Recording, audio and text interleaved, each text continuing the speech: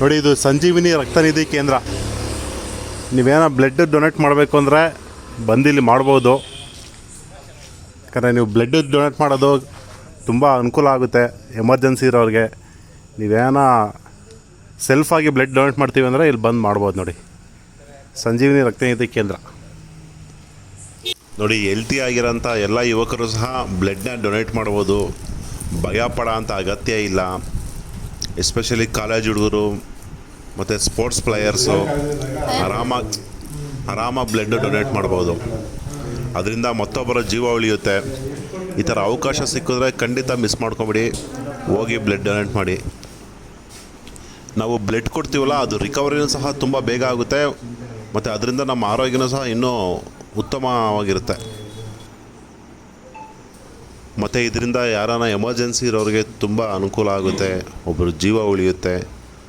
ಆದ್ದರಿಂದ ಈ ಕಾಲೇಜ್ ಹುಡುಗರು ಏನಿದ್ದಾರೆ ಇವರೆಲ್ಲ ಎದುರುಕೊಳ್ಳದಲ್ಲೇ ಯಾರಾನ ಎಮರ್ಜೆನ್ಸಿ ಬ್ಲಡ್ ಕೇಳಿದಾಗ ಖಂಡಿತ ಕೊಡಿ.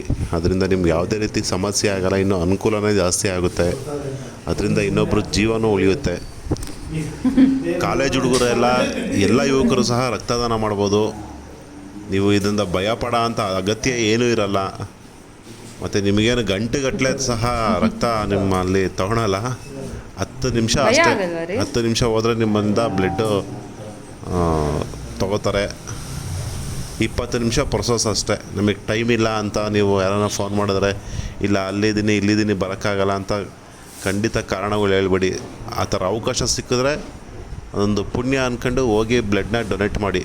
ಎಮರ್ಜೆನ್ಸಿಲಿ ಯಾರನ್ನ ನಿಮಗೆ ಗೊತ್ತಿರೋರು, ರಿಲೇಟಿವು, ಫ್ರೆಂಡ್ಸ್ ಕೇಳಿದ್ರೆ ಇದು ಒಂದು ಪುಣ್ಯದ ಕೆಲಸ ಅಂತ ಹೇಳಿದ್ರು ತಪ್ಪಾಗಲ್ಲ. ಬ್ಲಡ್ ಬ್ಯಾಂಕಲ್ಲಿರೋರು ಹೇಳ್ತಾಯಿದ್ರು, ನಾವೆಲ್ಲ ಕ್ಯಾಂಪ್ ಹಾಕಿದ್ರೆ ಅಲ್ಲಿ ಬ್ಲಡ್ ನಿಮ್ಗೆ ಕಲೆಕ್ಟ್ ಆಗುತ್ತೆ, ಅಲ್ಲೇನಂದರೆ ಮಾಸಾಗಿ ಎಲ್ಲ ಜೋಶಲ್ಲಿ ಬಂದು ಕೊಡ್ತಾರೆ. ಆದರೆ ಈ ರೀತಿ ಎಮರ್ಜೆನ್ಸಿ ಇರೋಂಥ ಪೇಷಂಟ್ಗಳಿಗೆ ಬ್ಲಡ್ ಸಿಗೋದು ತುಂಬ ಕಷ್ಟ ಆಗುತ್ತೆ. ಯಾರನ್ನ ಎಮರ್ಜೆನ್ಸಿ ಅಂತ ಫೋನ್ ಮಾಡಿದಾಗ ಖಂಡಿತ ಅದಕ್ಕೆ ಸ್ಪಂದಿಸಿ. ನೋಡಿ, ಒಬ್ಬ ಆರೋಗ್ಯಕರ ವ್ಯಕ್ತಿ 3 ತಿಂಗಳಿಗೊಂದ್ಸಲಿ ಬ್ಲಡ್ನ ಡೊನೇಟ್ ಮಾಡ್ಬೋದು. ಅದರಿಂದ ಏನೂ ಸಮಸ್ಯೆ ಆಗೋಲ್ಲ, ಇನ್ನೂ ಆರೋಗ್ಯ ಇನ್ನೂ ಸೂಪರಾಗಿರುತ್ತೆ. ಈ ಥರ ಅವಕಾಶ ಸಿಕ್ಕರೆ ಖಂಡಿತ ಮಿಸ್ ಮಾಡ್ಕೊಬೇಡಿ, ನೀವು ಸಹ ಬ್ಲಡ್ ಡೊನೇಟ್ ಮಾಡಿ. ಅದರಲ್ಲಿ ಈ ಥರ ಎಮರ್ಜೆನ್ಸಿ ಕೇಳ್ತಾರಲ್ಲ, ಅವ್ರಿಗೆ ತುಂಬ ಅನುಕೂಲ ಇರುತ್ತೆ. ಇಲ್ಲ ಯಾರಿಗೋ ಹುಷಾರಿರಲ್ವೋ, ಮತ್ತೊಂದು ಆಕ್ಸಿಡೆಂಟ್ ಆಗಿರುತ್ತೋ, ಆಪ್ರೇಷನ್ಗೋ ಏನೇನು ಎಮರ್ಜೆನ್ಸಿ ಇದ್ದಾಗ ಮಾತ್ರ ನಿಮ್ಮನ್ನು ಕೇಳ್ತಾರೆ. ಆ ಥರ ಇದ್ದಾಗ ಮಾತ್ರ ಖಂಡಿತ ಮಿಸ್ ಮಾಡ್ಕೊಬೇಡಿ, ಬ್ಲಡ್ನ ಡೊನೇಟ್ ಮಾಡಿ. ಅದರಿಂದ ಒಂದು ಜೀವ ಉಳಿಯುತ್ತೆ.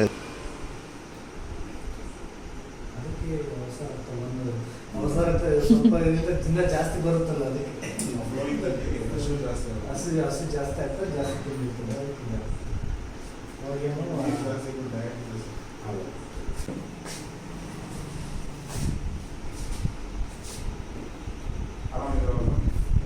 ತಲೆಗಿಲೆ ಸುತ್ತಿದ್ಯಾ ರೀ?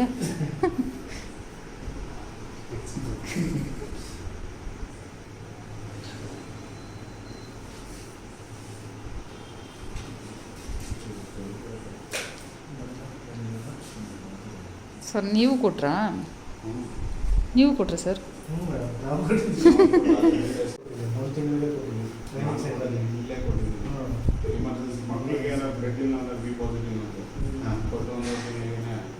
ಬಿ ಪಾಸಿಟಿವಾ? ನನ್ನ ದೊಡ್ಡ ಮಗನು B positive. O positive. O positive ಸಿಗುತ್ತೆ, ಓ ನೆಗೆಟಿವ್ ಸಿಗುತ್ತೆ ಕಷ್ಟ. A B negative.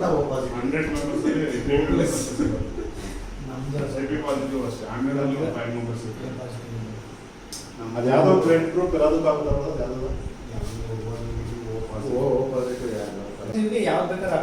O positive universal donor, ಯಾರು ಬೇಕಾದ್ರೂ ಕೊಡ್ಬೋದು.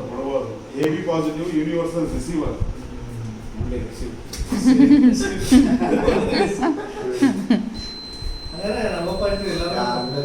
ಈಗ ಎ ಪಾಸಿಟಿವ್ ಬೇಕು ಅಲ್ಲ, ಅವೇರ್ನೆಸ್ ಇರಲಿಲ್ವ ಸರ್? ಆರಾಮಾಗಿದ್ದೀರ ರೀ?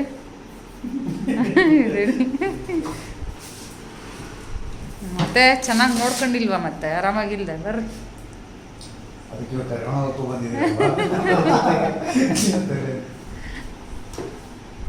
ಇಲ್ಲ ನಾನು ಟಿ ವಿ ನೋಡ್ತಾ ಕೂತಿದ್ದೆ, ಬಾ ಹೋಗೋಣ ಅಂತ ಕರೆದ್ರು, ಬಂದೆ.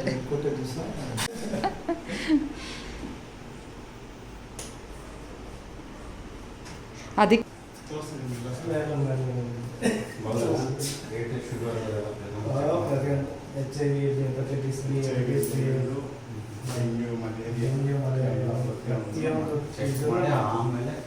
ಸರ್ ಅಲ್ಲ ಕೊಡ್ತಾನೆ, ಅರ್ಧ ಎದುರುಗಡೆ ಜಾಸ್ತಿ, ಎದುರುಗಡೆ ಜಾಸ್ತಿ. ನೀವು ಅಲ್ಲಿಗೆ ಬಂದ್ರೆ ನಾನು ಕೊಡಿಸ್ತೀನಿ. ಏನೋ ಒಂದು ಭಯ ಕೊಡೋಕೇನೋ ಗಾಡಿ ರೆಡಿ ಅವೇರ್ನೆಸ್ ಇರಲ್ಲ ಅದ್ರ ಬಗ್ಗೆ. ಒಂದೊಂದು ಜಾಗ ಕೊಟ್ಟು ಸಾಕು, ಮಿಕ್ಕಿ ಸರ್ ಅದನ್ನ ನಾವೇ ಮಾಡ್ಕೊಂತೀವಿ ಆರಾಮಾಗಿ. ಎಲ್ಲಿ ಸರ್ ಫೆಡ್ ಬ್ಯಾಂಕ್ಗಳು ಕರ್ಕೊಂಡ್ಬಂದು ಫೆಡ್ ಬ್ಯಾಂಕ್ ಏನು ಪ್ರೋಸೆಸ್ ಇದೆ, ಸಪ್ರೇಷನ್ ಅಂದ್ರೆ ಯಾವ ಥರ ಟೆಸ್ಟ್ ಮಾಡಿದ್ರೆ ಏನು ಚಾರ್ಜ್ ಮಾಡ್ತಾರೆ, ಅಲ್ಲಿ ಏನು ಪ್ರೊಸೀಜರ್ ಇರುತ್ತೆ, ಬ್ಲಡ್ ಅಂದ್ರೆ ಅವೆಲ್ಲ ಮಾಡಬೇಕು. ಇವ್ರಿಗೆ NSS ಕ್ಯಾಂಪ್ ಇರುತ್ತಲ್ಲ ಕಾಲೇಜಲ್ಲಿ, ಅಲ್ಲಿ ಅವ್ರು ಮಾಡ್ತಾರೆ. ನಾವು ಇದ್ದಾಗ ಡೊನೇಷನ್ ಕ್ಯಾಂಪ್ ನಮ್ಗೆ ಕೇಳಿಲ್ಲ, ಕೊಡೋರು 1000 ಜನ ಕ್ಯಾಂಪ್ ಮಾಡಿದ್ರೆ ಬಂದು ಒಂದು ಜೋಶ ಕೊಟ್ಬಿಡ್ತಾರೆ. ಹೊರಗಡೆ ಇರೋ ಪೇಷಂಟ್ಸ್ ಇವಾಗ ನೋಡಿ, ಅವ್ರ ಗ್ರೂಪ್ ಅಲ್ಲಿ ಹಾಕೋರೆ ಎಷ್ಟು ಜನ ಕೇಳವ್ರೆ ಸರ್, ಒಂದು 40 ಜನ ಕೇಳಿದ್ರು ನೀವು ಏನಂತಾರೆ, ಅವ್ರಿಗೆ ಟೈಮ್ ಇಲ್ಲ, ಸರ್ ಟೈಮ್ ಇಲ್ಲ. ನೀವು ಅಲ್ಲಿದ್ದೀರಾ, ಈಗ ಬಂದೆ ಕ್ಯಾಂಪ್ ಮಾಡಿದ್ರೆ ಕೂಡ ಈಗ ಬರ್ತಾ ಇದ್ದೆ. ಈ ಜೋಶ್ ಎಮರ್ಜೆನ್ಸಿ ಕೇಳಿದ ಯಾರು ಇಲ್ಲ. ತಳ್ಳಿ 10 ನಿಮಿಷ ಅಂತ ಕೊಟ್ಟೋಗುವಂಥವ್ರು ಇದ್ದಾರೆ. ಬಟ್ ಇಲ್ಲಿ ಬಂದು ಕೊಡ್ರೆ ಈ ಅವೇರ್ನೆಸ್ ನಮ್ಗೆ ಬೇಕಾಗಿಲ್ಲ. ಈ ಅವೇರ್ನೆಸ್ ಸಿಗಲ್ಲ, ನಿಜ ಕಲಿತಾರೆ.